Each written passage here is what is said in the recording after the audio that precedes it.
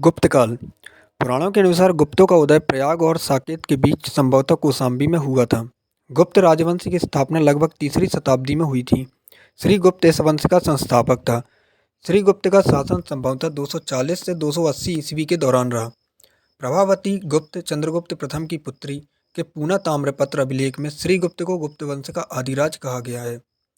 श्री गुप्त के उत्तराधिकारी घटोत्कच गुप्त ने संभवतः 280 ईस्वी से 320 ईस्वी तक शासन किया। प्रभावती गुप्त के दो अभिलेखों में घटोत्कच गुप्त को प्रथम गुप्त राजा कहा गया है। इस वंश का तीसरा एवं प्रथम महान शासक चंद्रगुप्त प्रथम था, जो 320 ईस्वी में शासक बना। चंद्रगुप्त प्रथम ने लिच्छवी राजकुमारी कुमार देवी से विवाह किया। कुमार देवी को राज्याधिकारिणी शासिका होने के कारण महादेवी कहा गया। चंद्रगुप्त प्रथम ने महाराजाधिराज की उपाधि धारण की। माना जाता है कि 20 दिसंबर 318 ईस्वी अथवा 26 फरवरी 320 ईस्वी से चंद्रगुप्त प्रथम ने गुप्त संवत की शुरुआत की। वायु पुराण के अनुसार चंद्रगुप्त प्रथम का शासन अनुगंगा, प्रयाग, साकेत एवं मगध पर था। हरिसेन के प्रयाग प्रशस्ति अभिलेख, एरन अभिलेख एवं ऋतपुर दान शासन अभिलेख आदि से ज्ञात होता है कि चंद्रगुप्त प्रथम ने अपने सबसे योग्य पुत्र समुद्रगुप्त को अपना उत्तराधिकारी घोषित किया। Doctor R.C. मजूमदार के अनुसार समुद्रगुप्त के सिंहासन रोहण की तिथि 340 एवं 350 ईस्वी के बीच रखी जा सकती है। समुद्रगुप्त एक महान विजेता था। उसने आर्यावर्त के 9 तथा दक्षिणापथ के 12 नरेशों को हराकर प्राचीन भारत में दूसरे अखिल भारतीय साम्राज्य की स्थापना की। समुद्रगुप्त इतिहास में एशियन, नेपोलियन एवं 100 युद्धों के नायक के नाम से विख्यात है। प्रभावती गुप्त के पूना प्लेट अभिलेख से ज्ञात होता है कि समुद्रगुप्त ने एक से अधिक अश्वमेध यज्ञ किए। अश्वमेध यज्ञ में दान देने के लिए समुद्रगुप्त ने जो सोने के सिक्के ढलवाए, उन पर अश्वमेध पराक्रम शब्द उत्कीर्ण है। समुद्रगुप्त के स्वर्ण सिक्कों पर उसका वीणा बजाते हुए एक चित्र अंकित है। इससे उसके संगीत प्रेमी होने का संकेत मिलता है। सिंगल द्वीप का शासक मेघवर्ण समुद्रगुप्त का समकालीन था। उसने बोध गया में एक बौद्ध विहार के निर्माण की इजाज़त मांगी। समुद्रगुप्त ने मेघवर्ण की अनुमति दे दी एवं बोध गया में महाबोधि संघाराम नामक एक बौद्ध विहार निर्मित हुआ। समुद्रगुप्त के गरुड़ मंगक गरुण की मूर्ति से अंकित मुद्रा से मालूम होता है कि वह गरुण वाहन विष्णु का भक्त था। समुद्रगुप्त को कविराज कहा गया है तथा उसने विक्रमांक की उपाधि धारण की थी। समुद्रगुप्त का दरबारी कवि हरिसेन था। उसने इलाहाबाद प्रशस्ति अभिलेख की रचना की। नाट्य दर्पण, रामचंद्र गुणचंद्र, मुद्रा राक्षस एवं देवी चंद्रगुप्तम, विशाखा दत्त, हर्षचरित, बाणभट्ट, काव्य मीमांसा राजशेखर एवं राष्ट्रकूट अमोघ वर्ष के शक संवत 795 के संजान ताम्रपत्र से ज्ञात होता है कि गुप्त संवत 61 के मथुरा स्तंभ अभिलेख में कहा गया है। चंद्रगुप्त द्वितीय से पूर्व एक और गुप्त शासक रामागुप्त हुआ था, जो समुद्रगुप्त का उत्तराधिकारी बना। गुप्त संवत 61 वर्ष या 380 ईस्वी चंद्रगुप्त द्वितीय के शासनकाल का 5वां वर्ष था। उपरोक्त तथ्य के आधार पर चंद्रगुप्त द्वितीय के सिंहासन रोहण की तिथि 375 ईस्वी निर्धारित की जाती है। चंद्रगुप्त द्वितीय की अंतिम ज्ञात तिथि सांची अभिलेख में गुप्त 93 उल्लिखित है। यह वर्ष 412 से 13 ईस्वी है। गुप्त संवत 96 यथा 415 ईस्वी के बिलसाड अभिलेख के अनुसार उस समय कुमारगुप्त प्रथम का राज्य था। उपरोक्त तथ्य के आधार पर चंद्रगुप्त द्वितीय के निधन की तिथि 414 ईस्वी निर्धारित की जाती है। सम्राट बनने के पश्चात चंद्रगुप्त द्वितीय ने विक्रमादित्य की उपाधि धारण की। चंद्रगुप्त द्वितीय ने अपनी पुत्री प्रभावती गुप्त का विवाह वाकाटक नरेश रुद्रसेन से किया। गुप्त काल में ही भारत से गणतंत्रों का अस्तित्व समाप्त हो गया। चंद्रगुप्त द्वितीय ने अवंती के अंतिम शक क्षत्रप का नाश किया। चंद्रगुप्त द्वितीय का साम्राज्य पूर्व में बंगाल की खाड़ी से लेकर पश्चिम में नर्मदा नदी तक समस्त उत्तर भारत में फैला हुआ था। चंद्रगुप्त द्वितीय ने भी अश्वमेध यज्ञ किया तथा महाराजाधिराज श्री विक्रम एवं सकारी आदि उपाधि धारण की। चंद्रगुप्त द्वितीय विष्णु का उपासक था, जिनका वाहन गरुण गुप्त साम्राज्य का राज्य चिन्ह था। गुप्त सम्राट परम भागवत कहलाते हैं। चंद्रगुप्त द्वितीय एक धर्म सहिष्णु शासक था। चंद्रगुप्त द्वितीय के काल में चीनी बौद्ध यात्री फायन भारत आया। चंद्रगुप्त द्वितीय द्वारा शकों पर विजय के उपलक्ष्य में चांदी के सिक्के चलाए गए। चंद्रगुप्त द्वितीय का उत्तराधिकारी कुमारगुप्त प्रथम था। कुमारगुप्त प्रथम ने नालंदा विश्वविद्यालय की स्थापना की। कुमारगुप्त प्रथम के बाद उसका पुत्र स्कंदगुप्त उत्तराधिकारी बना। स्कंदगुप्त ने वीरता और साहस के साथ हूणों के आक्रमण से अपने साम्राज्य की रक्षा की। स्कंदगुप्त द्वारा पर्णदत्त को सौराष्ट्र का गवर्नर नियुक्त किया। स्कंदगुप्त ने किरनार पर्वत पर स्थित सुदर्शन झील का पुनर्निर्माण कराया। अंतिम गुप्त शासक भानुगुप्त था। गुप्तकालीन संस्कृति इस युग की शासन पद्धति के विषय में फाहियान के विवरण, अभिलेख एवं सिक्के, विशाखा दत्त का मुद्रा राक्षस, कालिदास ग्रंथावली एवं कामंदकीय नीतिसार आदि स्रोतों से जानकारी मिलती है। शासन के समस्त विभागों की अंतिम शक्ति राजा के हाथों में निहित थी। सम्राट का ज्येष्ठ पुत्र युवराज होता था, जो शासन में राजा की मदद करता था। युवराजों को प्रांतपति भी बनाया जाता था। शासन में राजा की सहायता के लिए एक मंत्री परिषद थी। एक ही मंत्री कई विभागों का प्रधान भी होता था। समुद्रगुप्त का दरबारी कवि हरिसेन एक साथ संधि विग्रह, कुमारमात्य एवं महादंड नायक जैसे 3 पदों को संभालता था। राजा स्वयं मंत्री परिषद की अध्यक्षता करता था। गुप्त काल में पुरोहित को मंत्री परिषद में स्थान नहीं दिया गया। साम्राज्य के विभिन्न पदों पर नियुक्त राज परिवार के सदस्यों को कमार मात्य कहा जाता था। अधिकारियों को नगद वेतन के साथ साथ भूमि अनुदान देने की भी प्रथा थी। सैन्य विभाग का गुप्त प्रशासन में सर्वाधिक महत्व था। सम्राट ही सेनाध्यक्ष होता था। वृद्ध सम्राट के सेना की अध्यक्षता युवराज करता था। गुप्त काल में पुलिस की समुचित व्यवस्था थी एवं इसके साधारण कर्मचारियों को चाट एवं भाट कहा जाता था। पहरेदार को रक्षण कहा जाता था। गुप्तचर विभाग काफी दक्ष था एवं इसके कर्मचारी दूत कहलाते थे। नारद स्मृति के अनुसार गुप्त काल में 4 प्रकार के न्यायालय पाए जाते थे: कुल न्यायालय, श्रेणी न्यायालय, गुण न्यायालय एवं राजकीय न्यायालय। शिल्प संघों के न्यायालय शिल्पियों एवं कारीगरों के विवादों का निपटारा किया करते थे। शासन की सुविधा के लिए गुप्त साम्राज्य को कई भुक्तियों में बांटा गया था। राजस्व प्रशासन 6 गुप्त लेखों से ज्ञात होता है। इस काल में 18 प्रकार के कर प्रचलन में थे, परंतु उनके नाम वर्तमान में ज्ञात नहीं है। तत्कालीन साहित्य में आय के कई साधनों का विवरण है। भू राजस्व भाग, ऊपरी कर, कुल उपज का 1/6 हिस्सा लिया जाता था। अन्य कर भोग, भूतावाद, प्रत्याय एवं विष्टि आदि। चुंगी नगरों तथा गांवों में बाहर से आने वाले माल पर चुंगी लगती थी। शुल्क व्यापारियों एवं शिल्पियों से लिया जाने वाला कर। गुप्तकालीन केंद्रीय नौकरशाही।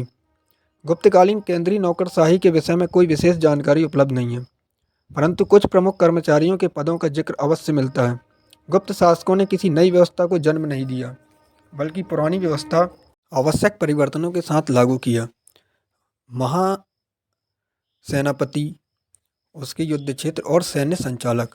महारण भंडागारिक, सेना के लिए आवश्यक सामग्री का प्रबंध करता। महाबलाधिकृत, सेना छावनी एवं व्यूह रचना विभाग का प्रधान। महादंड पाशिक, पुलिस विभाग का प्रधान।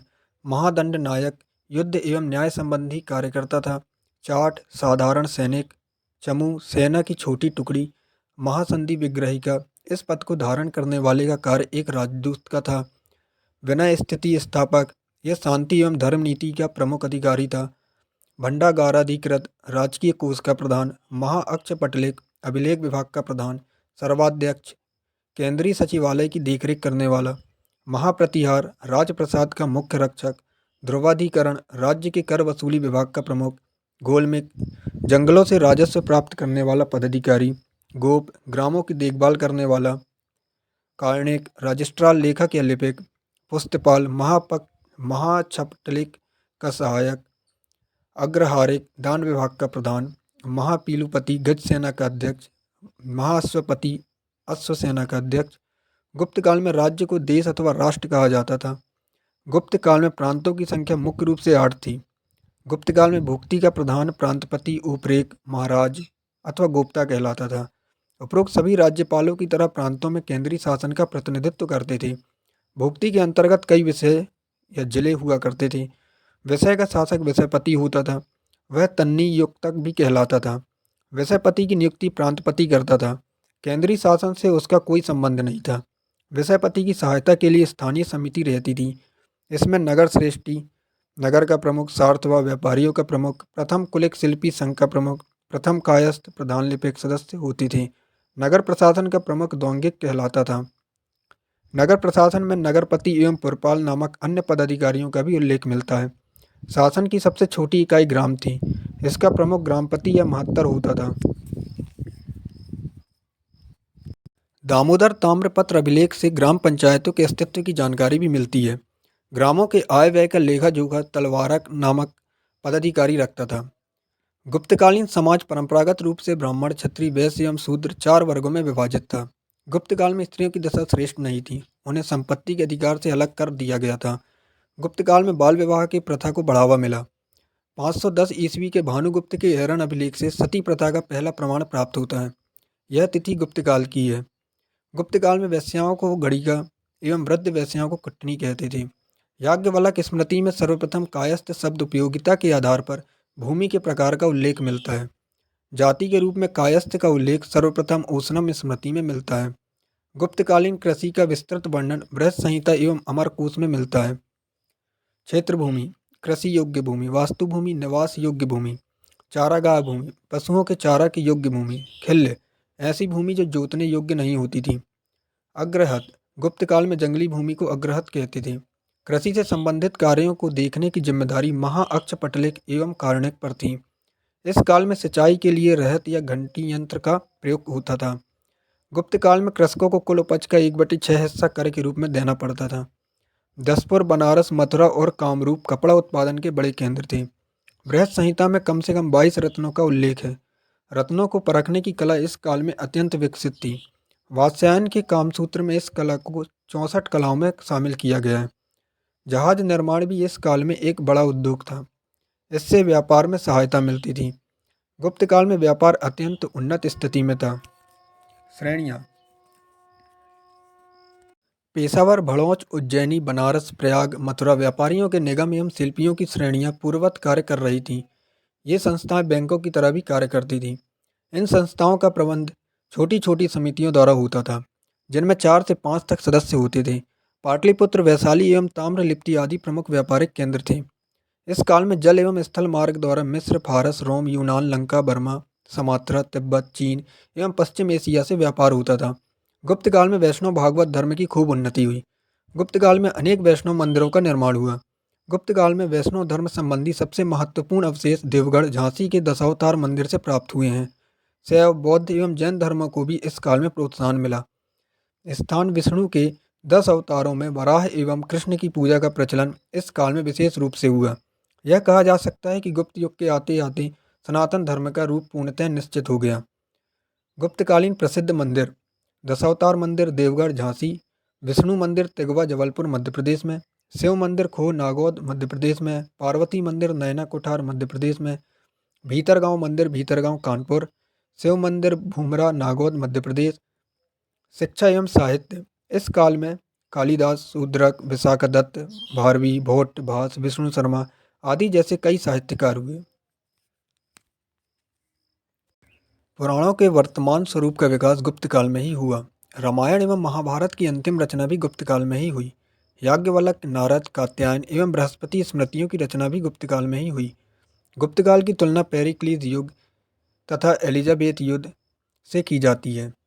गुप्त काल की प्रसिद्ध साहित्यिक रचनाएं इस प्रकार हैं: मृच्छकटियम, शूद्रक, मुद्रा राक्षस, देवी चंद्रगुप्तम, विशाखदत्त, किरातार्जुनम, भारवी, रावण वध भट्टी, स्वप्न प्रवास, शवदत्त, चारुदत्त, उरुभंग, कर्णप्रभा, पंचरात्रि, भास, कुमार संभवम, अभिज्ञान शकुंतलम, विक्रमोर्वशीयम, मालविकाग्निमित्रम, मेघदूत, ऋतुसंहार, कालिदास। पंचतंत्र, विष्णु शर्मा की। अभिधर्म कोश, वसुबंधु। प्राण समुच्चय, दिंगनाग। सांख्यकारिका, ईश्वर कृष्ण। 10 पदार्थ शास्त्र, चंद्र, अमरकोश। अमरकोश, अमर सिंह। न्यास, जितेंद्र बुद्धि। शिशुपाल वध, माघ। कला: गुप्त युग में मूर्तिकला ने अपने आप को गांधार शैली से मुक्त कर लिया। गुप्त तत्कालीन मूर्तिकला का सबसे भव्य नमूना है सारनाथ से प्राप्त धर्मचक्र प्रवर्तन मुद्रा में बुद्ध की मूर्ति। उपरोक्त के अतिरिक्त बिहार के भागलपुर से मिली बुद्ध की ताम्र मूर्ति एवं मथुरा से मिली बुद्ध की खड़ी मूर्ति विशेष हैं। गुप्त काल में हर एक शिक्षित एवं सुसंस्कृत व्यक्ति चित्रकला में दिलचस्पी रखता था। अजंता की गुफाओं के भित्ति चित्र उस युग के कलाकारों की अद्भुत प्रतिभा का परिचय देती हैं। अजंता शैली के अन्य चित्र मालवा के बाग नामक स्थान से भी प्राप्त हुए हैं। अजंता चित्रकारी: अजंता में 29 गुफाएं निर्मित हुई, जिनमें अब सिर्फ 6 का अस्तित्व बचा है। बची हुई गुफाओं में गुफा संख्या 16, 17 ही गुप्तकालीन है। गुफा संख्या 16 में उत्कीर्ण मरणासन राजकुमारी का चित्र विशेष रूप से प्रशंसनीय है। गुप्त संख्या 17 का चित्र चित्रशाला के नाम से प्रसिद्ध है। इसमें बुद्ध की जीवनी से संबंधित चित्र उत्कीर्ण है। विज्ञान: गणित के क्षेत्र में नवीन सिद्धांतों का विकास हुआ तथा प्रसिद्ध गणितज्ञ आर्यभट्ट ने दशमलव पद्धति का आविष्कार किया।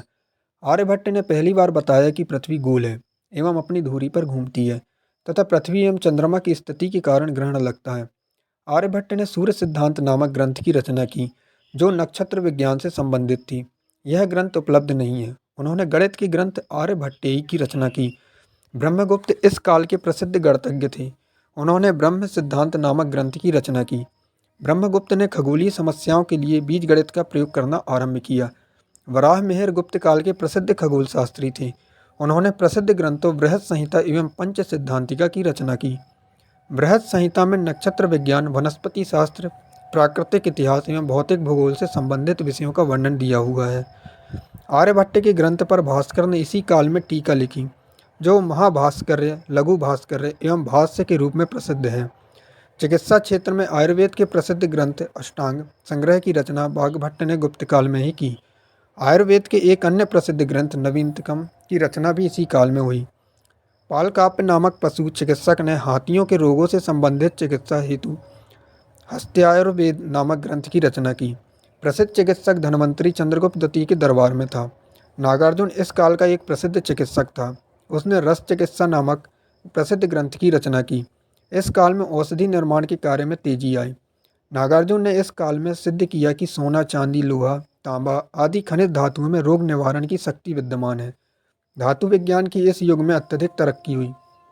लगभग 1500 वर्ष पूर्व निर्मित दिल्ली में एक लौह स्तंभ में अभी तक जंग नहीं लगा है, जो तत्कालीन धातुकर्म विज्ञान के काफ़ी विकसित होने का संकेत है। इस प्रकार भौतिक एवं सांस्कृतिक श्रेष्ठता के कारण गुप्त युग को प्राचीन भारतीय इतिहास का स्वर्ण युग कहा गया है।